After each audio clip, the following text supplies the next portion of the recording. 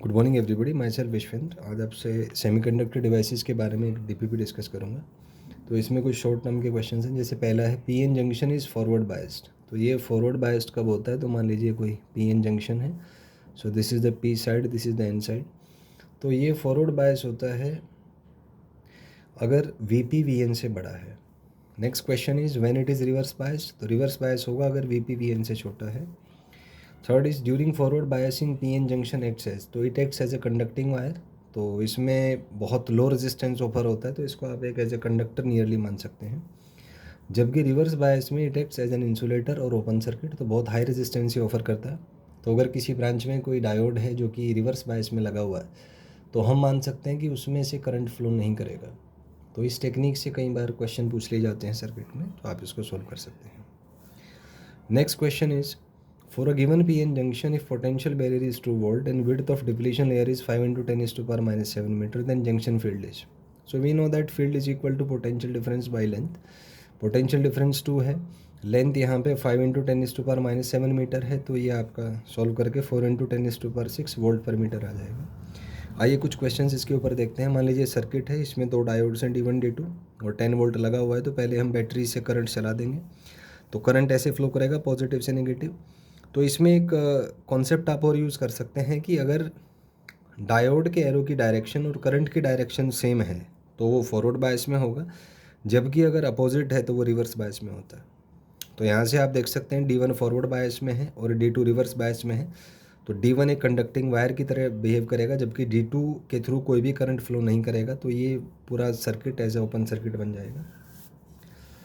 तो यहाँ से हम कह सकते हैं कि D1 जो है फॉरवर्ड बायस्ड है, तो एक कंडक्टिंग वायर, तो इसको हमने कंडक्टिंग वायर मान लिया यहाँ पे।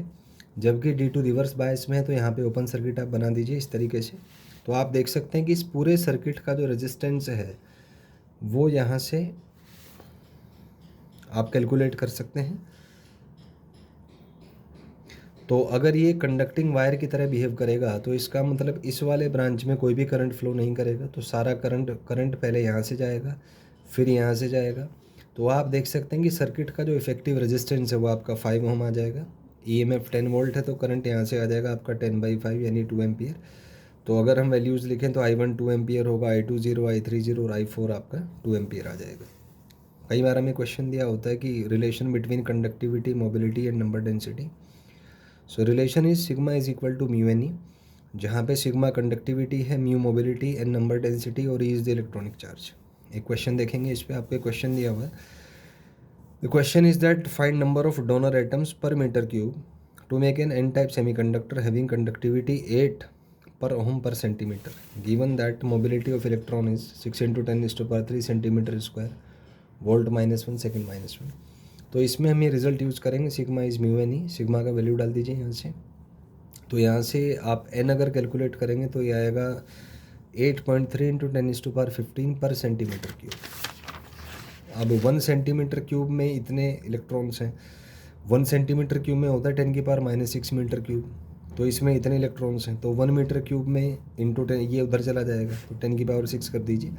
तो लगभग 8.3 इंटू 10⁻21 डोनर एटम्स आ जाएंगे। Next question is on a semiconductor light of wavelength 4000 angstrom incident, electron hole pairs are created, band gap of semiconductor is. तो इसमें हमें एक पता है shortcut, T naught is equal to 12400 EV angstrom by 5 होता है। तो यहाँ पे 5 का वैल्यू 4000 एंगस्ट्रॉम रख दीजिए। तो यहाँ से जो वैल्यू आएगा लगभग 3.1 इलेक्ट्रॉन वोल्ट आ जाएगा।